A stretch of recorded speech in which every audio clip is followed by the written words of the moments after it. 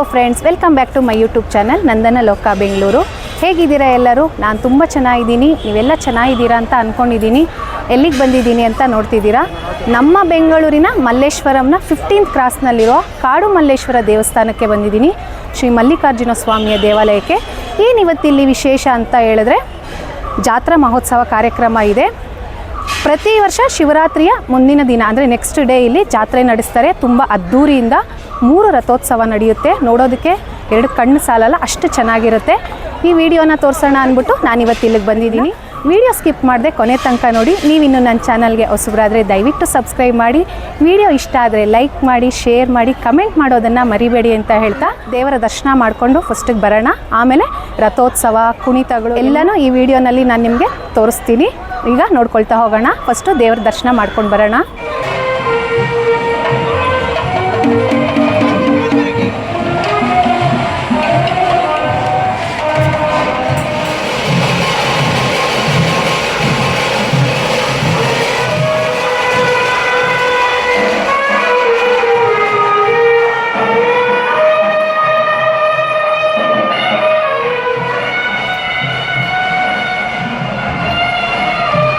ದೇವಾಲಯದ ಒಳಗಡೆ ಇರುವ ದೊಡ್ಡ ನಂದಿಯ ವಿಗ್ರಹ.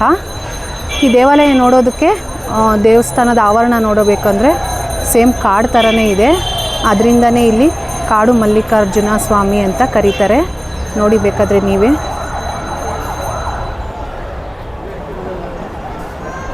ಏನಕ್ಕೆ ಈ ದೇವಾಲಯನ ಕಾಡು ಮಲ್ಲಿಕಾರ್ಜುನ ಅಂತ ಕರೀತಾರೆ, ಮತ್ತು ಈ ದೇವಾಲಯದ ಇತಿಹಾಸ ಏನು, ಈ ಸ್ವಾಮಿಯ ಇತಿಹಾಸ ಏನು ಅಂತ ತಿಳ್ಕೊಳ್ತಾ ಹೋಗೋಣ.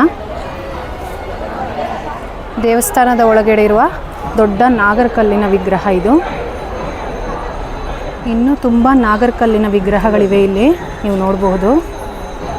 ಏನಾದರೂ ದೋಷ ಆ ಥರ ಪರಿಹಾರ ಮಾಡ್ಕೊಳ್ಳೋದಾದರೆ ಇಲ್ಲಿ ಬಂದು ಮಾಡ್ಕೋತಾರೆ.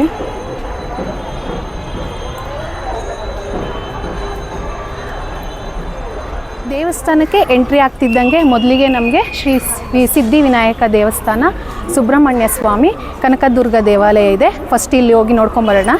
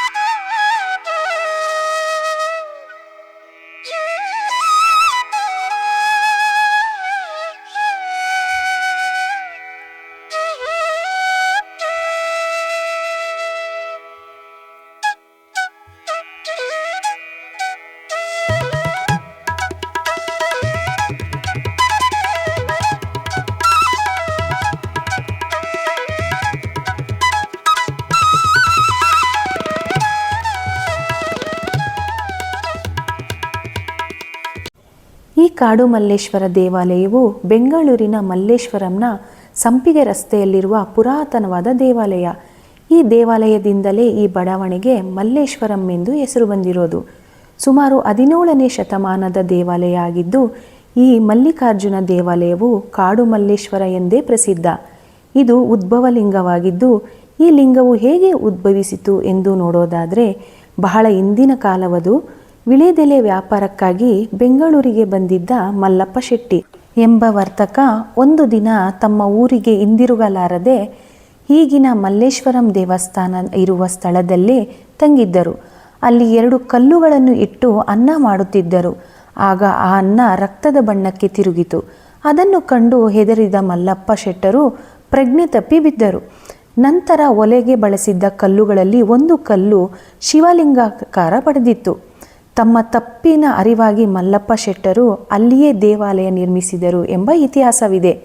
ಪುರಾಣ ಪ್ರಕಾರ ನೋಡೋದಾದರೆ ಗೌತಮ ಋಷಿಗಳಿಗೆ ಶಿವ ಇಲ್ಲಿ ಪ್ರತ್ಯಕ್ಷನಾಗಿ ದರ್ಶನ ನೀಡಿದ ಸ್ಥಳ ಎಂದು ಹೇಳಲಾಗುತ್ತದೆ. ಈ ಪ್ರದೇಶವು ಹಿಂದೆ ಸಂಪೂರ್ಣ ಕಾಡಿನಿಂದ ಆವರಿಸಿತ್ತು. ಇಲ್ಲಿ ಮಲ್ಲಿಕಾರ್ಜುನ ಸ್ವಾಮಿ ದೇವಾಲಯ ನಿರ್ಮಾಣವಾದ ನಂತರ ಈ ಪ್ರದೇಶಕ್ಕೆ ಕಾಡು ಮಲ್ಲೇಶ್ವರ ಎಂದು ಹೆಸರು ಬಂದಿದ್ದು ಎಂದು ಎನ್ನಲಾಗಿದೆ. ಈ ದೇವಾಲಯದಲ್ಲಿ ಪ್ರತಿನಿತ್ಯವೂ ರುದ್ರಾಭಿಷೇಕ ನಡೆಯುತ್ತದೆ. ಪ್ರತಿ ವರ್ಷಕ್ಕೆ ಒಮ್ಮೆ ಶಿವರಾತ್ರಿ ಹಬ್ಬದ ನಂತರ ದಿನಗಳಲ್ಲಿ ಇಲ್ಲಿ ಬ್ರಹ್ಮರಥೋತ್ಸವ ನಡೆಸುತ್ತಾರೆ. ಕಾರ್ತಿಕ ಮಾಸದಲ್ಲಿ ದೀಪೋತ್ಸವವೂ ಸಹ ನಡೆಯುತ್ತದೆ. ಇಲ್ಲಿ ಗಣಪತಿ, ಕಾಶಿ ವಿಶ್ವನಾಥ, ಮಹಾವಿಷ್ಣು, ಸೂರ್ಯನಾರಾಯಣ, ಆಂಜನೇಯ, ಕಾಲಭೈರವ, ಅರುಣಾಚಲೇಶ್ವರ, ಪಾರ್ವತಿ, ದಕ್ಷಿಣಮೂರ್ತಿ, ನವಗ್ರಹ, ಸುಬ್ರಹ್ಮಣ್ಯೇಶ್ವರ, ದುರ್ಗಾ ದೇವತೆ ಮೂರ್ತಿಗಳನ್ನು ನಾವಿಲ್ಲಿ ನೋಡಬಹುದು. ಇಲ್ಲಿ ಶಿವರಾತ್ರಿ ಹಬ್ಬದ ಸಮಯದಲ್ಲಿ 3 ದಿನಗಳ ಕಾಲ ಜಾತ್ರೆ ನಡೆಸ್ತಾರೆ. 3ನೇ ದಿನ 3 ರಥಗಳನ್ನು ಸಿದ್ಧ ಮಾಡಿ ಒಂದೊಂದು ರಥದಲ್ಲಿ ಒಂದೊಂದು ದೇವರನ್ನು ಕೂರಿಸಿ ರಥೋತ್ಸವನ ನಡೆಸ್ತಾರೆ. ಕಾರ್ತಿಕ ಮಾಸದ 3ನೇ ಸೋಮವಾರ ಇಲ್ಲಿ ಕಡಲೆಕಾಯಿ ಪರಿಸೆಯನ್ನು ಸಹ ನಡೆಸಲಾಗುತ್ತದೆ.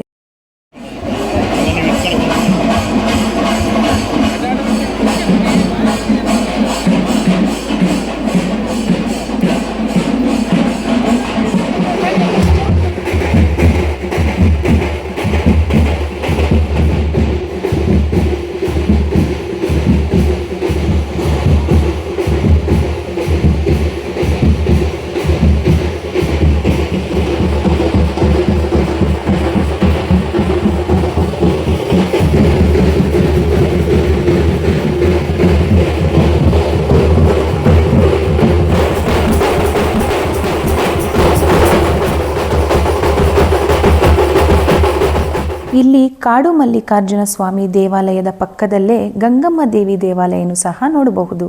ಇಲ್ಲಿಯೂ ಅಷ್ಟೇ ವರ್ಷಕ್ಕೊಮ್ಮೆ ಜಾತ್ರೆ, ಕರಗ ಮಹೋತ್ಸವವನ್ನು ಸಹ ನಡೆಸಲಾಗುತ್ತದೆ.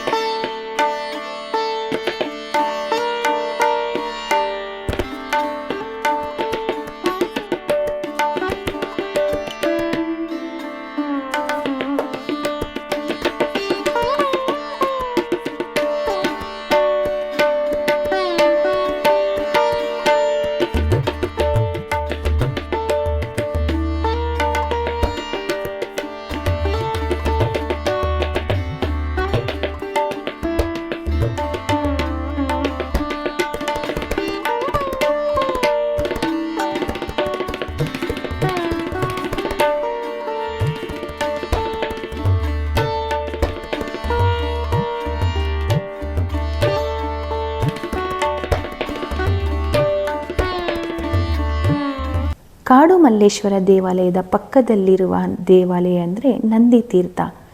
ಇದು 400 ವರ್ಷಗಳ ಕಾಲ ಭೂಮಿಯಲ್ಲಿ ಮುಚ್ಚಿ ಹೋಗಿದ್ದು, ಈ ದೇವಾಲಯವನ್ನು 1997ರಲ್ಲಿ ಪತ್ತೆ ಹಚ್ಚಿ ಪುನರುಜ್ಜೀವನಗೊಳಿಸಲಾಯಿತು.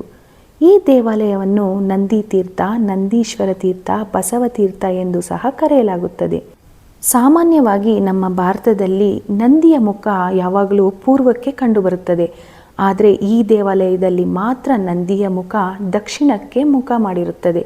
ಇದೇ ಈ ದೇವಾಲಯದ ವಿಶೇಷತೆ ಅಂತಲೂ ಹೇಳಬಹುದು.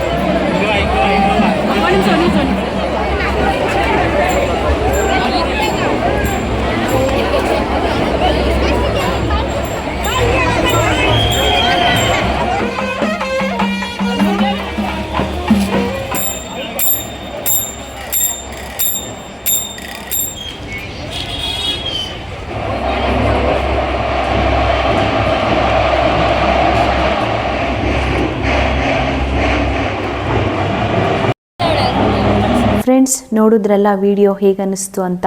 ಇಷ್ಟ ಆದರೆ ಲೈಕ್, ಶೇರ್, ಕಮೆಂಟ್ ಮಾಡಿ ಅಂತ ಹೇಳ್ತಾ ವಿಡಿಯೋ ನೋಡಿದ್ದಕ್ಕೆ ಧನ್ಯವಾದಗಳು ಫ್ರೆಂಡ್ಸ್.